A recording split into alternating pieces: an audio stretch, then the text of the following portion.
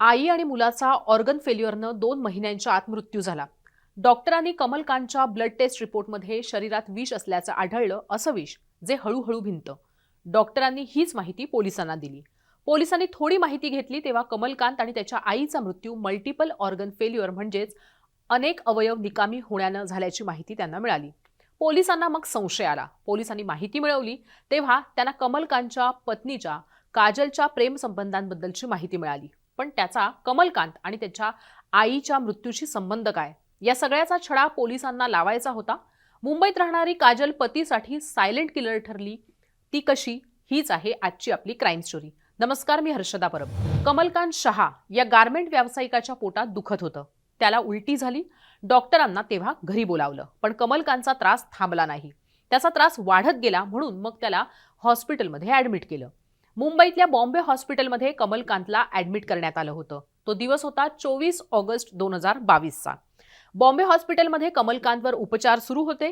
कमलकांतचे एक एक करत ऑर्गन फेल झाले, पण त्याच्यावर सुरू असलेल्या उपचारांना यश येत नव्हतं. कमलकांतला झालेल्या आजाराचं निदान करण्यासाठी डॉक्टरांनी अनेक प्रकारचे ब्लड टेस्ट केले, पण त्यांच्या हाती काही ठोस लागत नव्हतं. एका ब्लड टेस्टमध्ये मात्र डॉक्टरांना संशयास्पद गोष्ट आढळली. त्या ब्लड टेस्टमध्ये डॉक्टरांना कमलकांतच्या रक्तात विष असल्याचं आढळलं.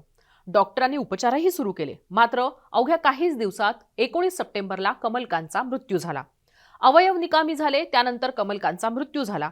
कमलकांतला कोणता आजार झाला याचं निदान होण्याच्या आधीच त्याचा मृत्यू झाला होता. 13 सप्टेंबरला जो ब्लड रिपोर्ट आला त्यानुसार कमलकांतच्या रक्तात धातूचं म्हणजेच मेटलचं प्रमाण गरजेपेक्षा जास्त होतं, हे डॉक्टरांना आढळलं होतं.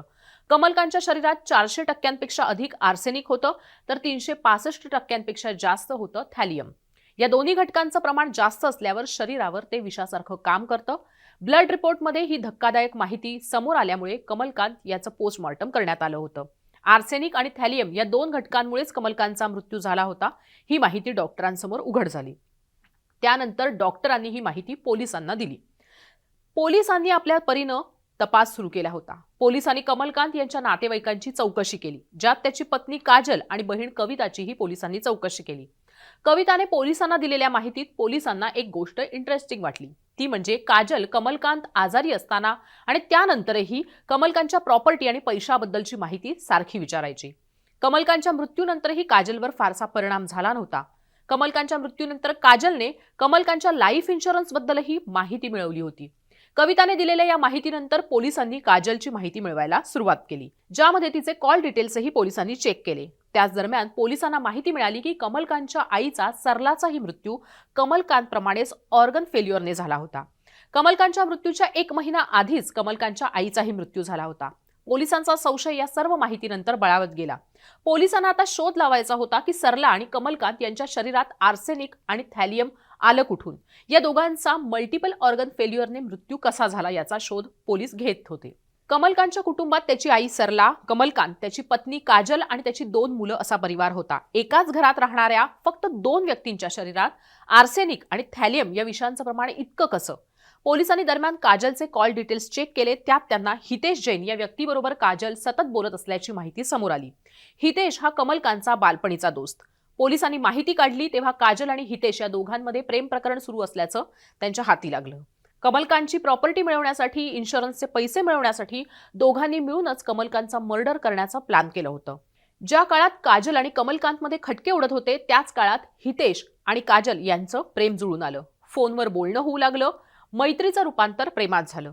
काजल आणि कमलकांतच्या भांडणामुळे काजल घर सोडून गेली होती. त्यानंतर ती पुन्हा काही महिन्यांपूर्वी परतली आणि कमलकांत बरोबर राहायला लागली. कमलकांत बरोबर राहण्याचं कारण तिने मुलांना आई वडील दोघांचं प्रेम मिळावं म्हणून आपण हा निर्णय घेत असल्याचं तिनं सांगितलं होतं, ज्याच्यावर कमलकांतच्या कुटुंबियांनी आणि कमलकांतनी विश्वास ठेवला. दरम्यान 7 महिन्यांपासून काजलने आणि हितेशने कमलकांत आणि त्याच्या आईला मारण्यासाठी प्लॅनिंग सुरू केलं होतं. हितेशने गुगलवरून पाण्यात सहज मिसळणारं आणि चव वास नसणारं विष शोधून काढलं. त्यानंतर हितेशने एक बिझनेस प्लॅन तयार केला आणि आर्सेनिक आणि थॅलियम खरेदी केलं, कारण ही 2 विष अशी सहजासहजी उपलब्ध होत नाहीत, तेव्हा त्याला हा प्लॅन करावा लागला.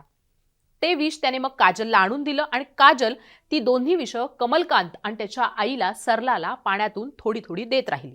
कमलकांतची आई वयस्कर असल्यामुळे तिचा आधी मृत्यू झाला.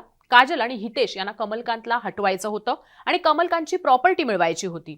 हितेश आणि कमलकांतची पत्नी काजल यांना कमलकांतची हत्या करायची होती, मात्र त्या हत्येचा संशय त्यांच्यावर येऊ नये याची काळजीही त्यांना घ्यायची होती आणि तशी त्यांनी ती घेतली. डोळ्यांना न दिसणारं, चव नसणारं विष या दोघांनी शोधून काढलं आणि कमलकांत आणि सरलालाही ते पाण्यात असल्याचं दिसलं नाही, पण त्यांच्या मृतदेहात ते विष आढळलंच. त्यामुळे काजल आणि हितेश अडकले. ही मुंबईतल्या सांताक्रूजमध्ये घडलेली घटना. मात्र गडचिरोलीतही ऑक्टोबर 2023 मध्ये अशाच पद्धतीनं न दिसणारं, वास नसणारं आणि हळूहळू भिनणारं विष वापरून कुटुंबातल्या 5 जणांची सुनेनं हत्या केल्याची घटना घडली होती. जी 2 विष काजलने वापरली होती त्या विषांचा वापर केल्यामुळे 15 ते 25 दिवसात ऑर्गन फेल होऊन व्यक्तीचा मृत्यू होतो. त्याच्या आधी त्याला पोटात दुखणं, मळमळणं, उलटी होणं असा त्रास होतात. मात्र हे विष सहजासहजी आढळत नाही. कुठेतरी डॉक्टरांना सुद्धा ब्लड टेस्टमध्ये ते आढळलं नाही आणि म्हणूनच कमलकांत आणि सरलाचा मृत्यू झाला होता. काजल पोलिसांच्या ताब्यात आहे. आपल्या अवतीभोवती घडणाऱ्या अशाच क्राईमच्या घटना मी क्राईम स्टोरी या सदरातून तुमच्यापर्यंत घेऊन येणार आहे. तुम्हाला कोणत्या क्राईम स्टोरीबद्दल जाणून घ्यायचे हे या व्हिडिओ खाली असलेल्या कमेंट बॉक्समध्ये कमेंट करून नक्की कळवा. हा व्हिडिओ पाहिल्याबद्दल धन्यवाद.